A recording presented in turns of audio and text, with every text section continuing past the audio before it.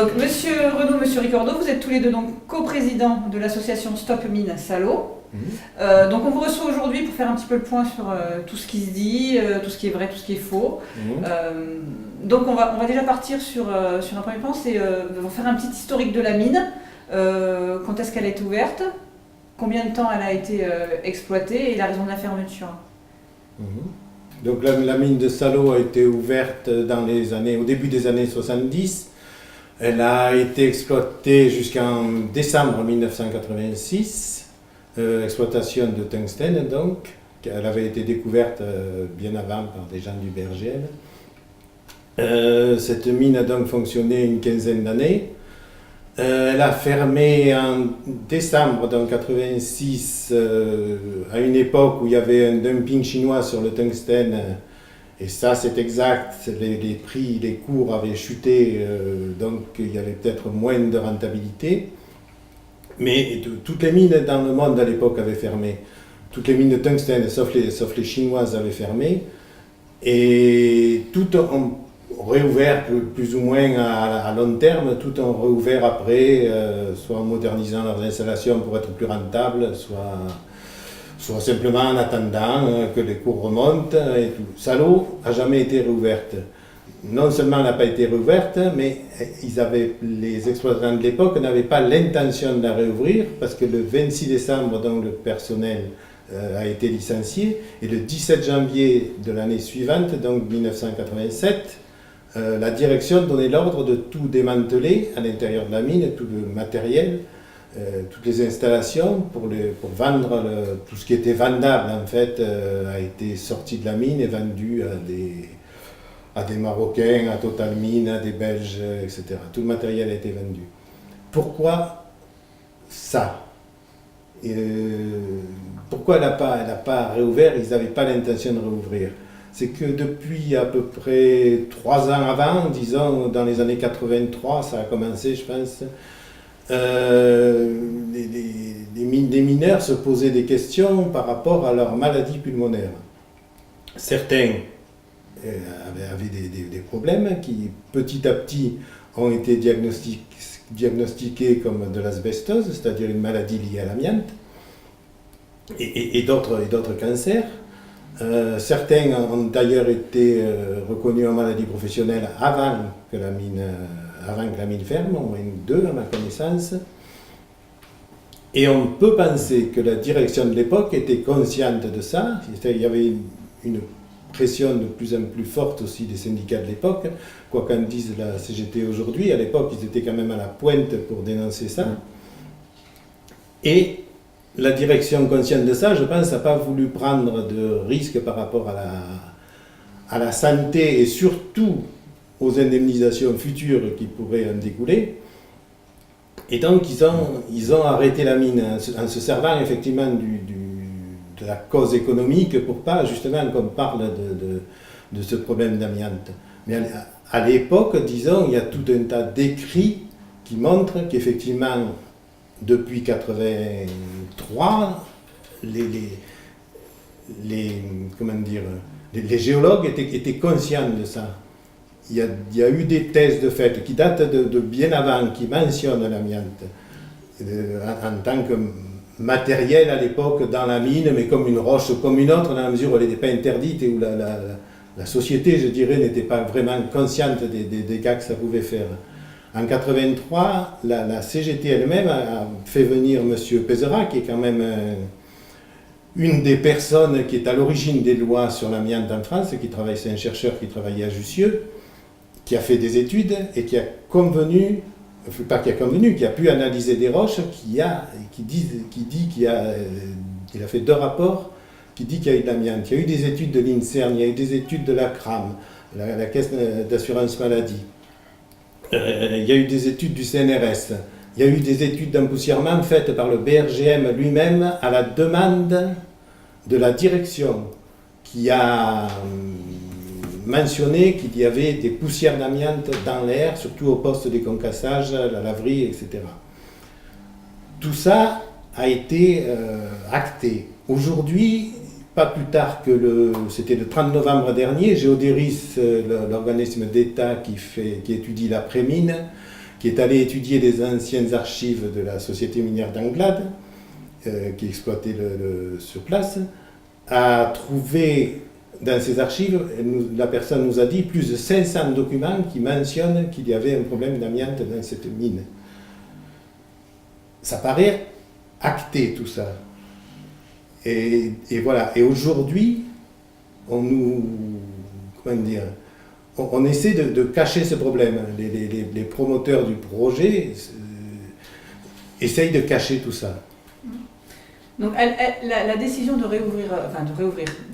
d'engager, parce que c'est pas une décision de réouvrir la mine, c'est une décision d'engager des travaux de prospection dans cette mine. Elle a été prise quand, cette décision ? Alors, là aussi, ça a été le début du feuilleton. Hein. On sait que le dossier de demande de la part donc, de la société Variscan Mines a été déposé à l'administration fin 2014 et c'est en 2015, en janvier, qu'il y a eu, à l'occasion d'une visite donc, de M. Bonnemaison, à l'époque directeur de Variscan Mines, l'annonce du projet, mais l'autorisation de la part de l'administration a demandé beaucoup de temps et en fait elle s'est faite d'une part en octobre 2016 et elle a été confirmée par une publication du journal officiel donc en février 2017, l'année dernière. À partir de février 2017, ça y est, la porte était ouverte à la recherche, sauf que vu tous les témoignages que l'on a fournis, là, on revient à ce que vient de dire Jacques, mais on peut même ajouter aussi des témoignages de médecins qui ont été directement en contact de mineurs et de travailleurs. Vu tous ces témoignages, l'État, grâce à Marisol Touraine d'ailleurs, s'est senti obligé de mettre une clause assez unique d'ailleurs à la recherche, c'est-à-dire la recherche n'a pas été autorisée immédiatement, elle est assujettie aux résultats d'une expertise sur l'amiante.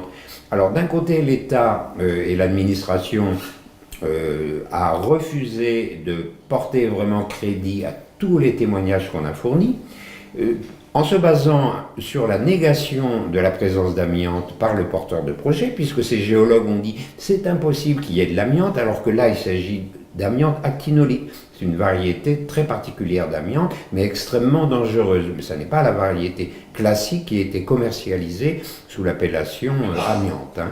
Bon, eh bien, l'État s'est quand même senti obligé, malgré tout, d'imposer cette première expertise pour déceler ou non la présence d'amiante. Nous, tout ça, on trouve que c'est du temps perdu, c'est totalement inutile, puisque, on vient de le dire, il y a suffisamment dans les archives de l'Adréal, d'une part, et d'autre part dans les témoignages des médecins et des infirmières qui peuvent encore témoigner, puisqu'on a des témoignages écrits, la preuve, plus les travaux qu'on a cités, la preuve de cette présence d'amiante. Simplement, cette amiante, elle est inhérente à la roche qui contient la schélite, le minerai de tungstène, et en fait, au repos, quand la roche est au repos, l'amiante ne se dégage pas, mais c'est lorsque le minerai est travaillé, exploité, qu'il y a dégagement de poussière. M. Boulmier, donc du BRGM, a largement mis en évidence à l'époque, les concentrations de poussière étaient énormes. Mais comme la norme en termes de travaux, en terrain amiantifère, n'était pas du tout celle d'aujourd'hui, c'est-à-dire que maintenant, c'est maximum de 10 poussières par litre. Et encore, il y a des gens qui disent non, en fait, il n'y a pas de seuil, puisque une seule poussière pourrait rendre quelqu'un malade, mais à long terme. Mais à l'époque, on supportait jusqu'à 200-300 poussières par litre. Donc le directeur de la mine, lorsqu'il a eu les résultats, a dit « Oh, mais il n'y a pas de problème », alors que maintenant, on aurait fermé immédiatement le chantier. Donc pourquoi le réouvrir? Voilà, pour situer. D'accord. Parce qu'il y a eu quand même a priori une prospection qui a dit qu'il n'y a pas d'amiante. Donc en fait, le truc, c'est parce qu'il n'y a pas d'amiante dans l'air. Ah oui, c'est-à-dire la prospection, on n'en est qu'au début de l'expertise. L'expertise elle-même, alors on parle de l'expertise amiante, elle n'est pas vraiment commencée. En revanche, on va dire il y a des travaux très préliminaires qui ont consisté à mesurer la présence ou non de poussière dans la mine actuellement. Alors tout ça, nous aussi, on l'a dénoncé en disant arrêtez ce cinéma, puisque 30 ans après, dans une atmosphère en plus qui contient 98% d'humidité, il ne peut pas y avoir de poussière en suspension. Mais voilà, l'administration, qui d'un côté donc avait nié tous les travaux précédents, passe du temps à mesurer des poussières qui ne peuvent demeurer dans la mine actuelle. Donc quand la dépêche, on y vient, a titré là, hier ou avant-hier, pas d'amiante dans la mine de Salau, mais c'est ridicule, c'est faux. Pas de poussière d'amiante en suspension actuellement dans la galerie. C'est ça qu'elle aurait dû dire. Mais non, l'expertise amiante n'est même pas commencée. D'accord. Il faut préciser quand même qu'à Salau, il y a de l'amiante qui s'appelle, une sorte d'amiante qui s'appelle des amphiboles, principalement à Salau de l'actinolite et de la trémolite, peut-être d'autres choses aussi, puisque dans les thèses il est mentionné d'autres variétés d'amphiboles. Ce n'est pas de l'amiante du chrysotile qu'on utilise industriellement pour faire les tôles, les évrites, oui, les évrites oui. et des choses comme ça. C'est pas la même produit, c'est pas la même molécule. Mais c'est défini quand même au niveau santé comme faisant partie des amiantes. L'amiante, il y a les chrysotile, de l'autre côté il y a les amphiboles. L'ANSES le définit depuis et sans problème. Alors que c'est une classification qu'aujourd'hui certains géologues n'admettent pas. Ce qui a fait M. Bonnemaison, qui nie, lui, la présence d'amiante, il a fait faire à des experts, entre guillemets, on pourra dire qu'ils sont après, mais disons, pour étayer son dossier, il a fait fournir des analyses des experts géologues qui ont expliqué qu'il ne pouvait pas y avoir d'amiante à Salau. Et ces mêmes gens, dans leurs expertises, à la fin, ils mettent une bibliographie et ils citent tout un tas de documents qui, eux, mentionnent l'amiante. Ils se servent de ces documents pour dire qu'il n'y en a pas, alors qu'eux le mentionnent. On se demande s'ils les ont lus.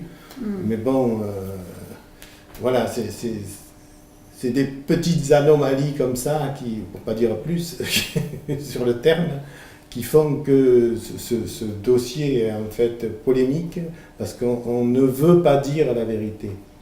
Mais il est allé très loin de ce côté-là, M. Bonnemaison, donc, lorsqu'il était directeur de Variscan Mines, puisqu'il déclarait à la presse, on a les écrits, etc., il déclarait que si amiante il y avait dans la mine, ça ne pouvait provenir que des freins des wagonnets. Or, le système de ces chargeurs était hydraulique, et en fait, avec une seule manette, on contrôlait la vitesse des engins.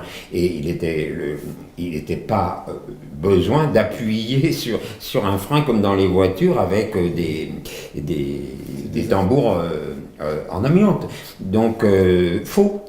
Et le dégagement de poussière d'amiante à l'époque, il provenait bel et bien du minerai. Mais ça, Henri Pézerat et M. Boulmier l'avaient suffisamment mis en évidence, quoi. Mais M. Bonnemaison arrivait à nier quand même de cette manière-là. Il y a des centaines de pages écrites sur l'amiante à Salau, je veux dire. Et même au niveau du ministère de la Santé, quand on a rencontré des personnes compétentes, ils nous ont dit effectivement, Salau, c'est la seule mine en France qui était répertoriée comme ayant un problème d'amiante. Donc c'est connu. C'était connu. Aujourd'hui, ils essayent d'éluder ce problème en cherchant d'autres d'ailleurs qui sont aussi connus d'ailleurs, mais on essaie de ne pas parler d'amiante. Parce qu'effectivement, l'amiante, il y a dans les roches, et c'est normal qu'aujourd'hui on n'en trouve pas dans la mer, puisqu'il n'y a pas d'exploitation, mais le jour où on commencera à broyer de la roche, l'amiante va ressortir. Et M. Pézerat d'ailleurs, parce que l'amiante normalement, disons que ça met entre 25 et 30 ans, ou une vingtaine d'années, suivant les cas, avant de faire ses effets sur le corps humain. Là, à Salau, les premiers malades qui ont été diagnostiqués, la maladie est arrivée au bout de 10-12 ans. Pourquoi ? M. Pézerat a mis en évidence qu'en plus de l'amiante, il y a beaucoup d'arsenic qui vient avec le minerai. aussi de la silice et que ces trois ingrédients mis ensemble facilitaient l'implantation de l'amiante et pouvaient... Ben, c'est vrai que l'arsenic est reconnu comme aussi toxique pratiquement que l'amiante. Hein. Il est classé avec le même degré de toxicité. Ouais. Et si vous mélangez les deux, plus la silice, alors la silice se retrouve dans presque toutes les mines, mais pour le coup, silice plus arsenic plus amiante, ça a donné un cocktail qui était terrible. Quoi.